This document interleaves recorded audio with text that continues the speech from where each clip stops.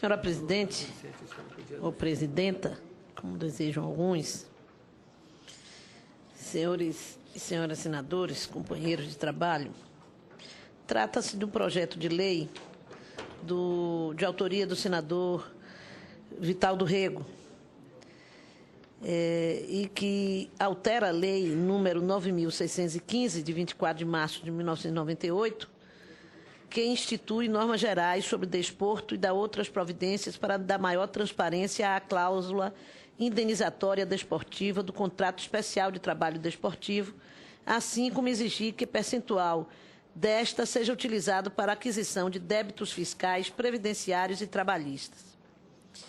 Relatório. Encontra-se sob exame da Comissão de Educação, Cultura e Esporte o projeto de lei do Senado, número 428/2012, do senador Vital do Rego, que traz alterações aos artigos 27 e 28 da Lei número 9.615, de 24 de março de 98, a Lei Pelé, de forma a criar novas regulamentações ou regulações a respeito da cláusula indenizatória desportiva. Pelo artigo 1º da proposição, acrescenta-se ao inciso 6, ao parágrafo 6º do artigo 27 da Lei Pelé, com o objetivo de acrescer a exigência da apresentação de lista de investidores que tenham direito a parcelas de cláusula indenizatória desportiva àquelas já existentes no dispositivo, a fim de que entidades desportivas citadas no caput do mesmo artigo possam obter financiamento com recursos públicos ou fazer jus a programas de recuperação econômico-financeiros. O artigo 2º da proposição pretende acrescentar dois novos parágrafos, 7º e 8º, ao artigo 28 da Lei Pelé, renumerando-se os atuais parágrafos 7º a 10 para parágrafos 9º a 12. Pelo parágrafo 7º proposto, no registro do contrato especial do trabalho desportivo de qualquer atleta na entidade de administração do desporto, deve haver a especificação sobre a existência ou não de investidores que tenham direito a parcelas de cláusula indenizatória desportiva. Já o parágrafo 8º visa ajudar o saneamento dos débitos fiscais, previdenciários e trabalhistas dos clubes, com a obrigação de utilização de pelo menos 10% da cláusula indenizatória para a quitação desses débitos. Por fim, o artigo 3º contém a cláusula de vigência. A lei proposta entrará em vigor na data de sua publicação. Na justificativa do projeto, o autor afirma que, constantemente, os direitos econômicos são negociados com terceiros estranhos às atividades esportivas, conhecidos como investidores, que adquirem percentuais proporcionais ao total investido. O autor continua asseverando que vimos, pois, que com o intuito do passe na Lei Pelé, surgiu a figura do investidor. Com o fim do Instituto do Passe na Lei Pelé, surgiu a figura do investidor, ao qual interessa a negociação do atleta por cessão ou transferência antes do término do contrato de trabalho por decurso de prazo.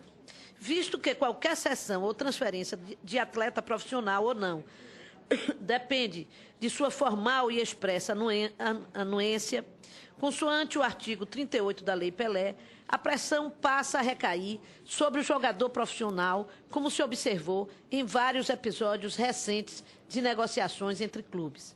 Por isso, é importante que se cobre a transparência dos contratos de negociação de parcela dos direitos econômicos.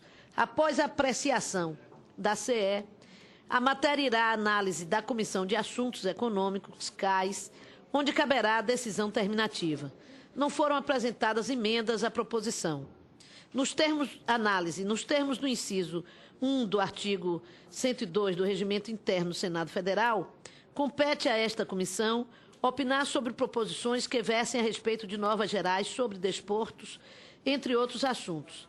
Dessa maneira, a apreciação do PLS número 428 de 2012 respeita a competência regimental atribuída a esta comissão.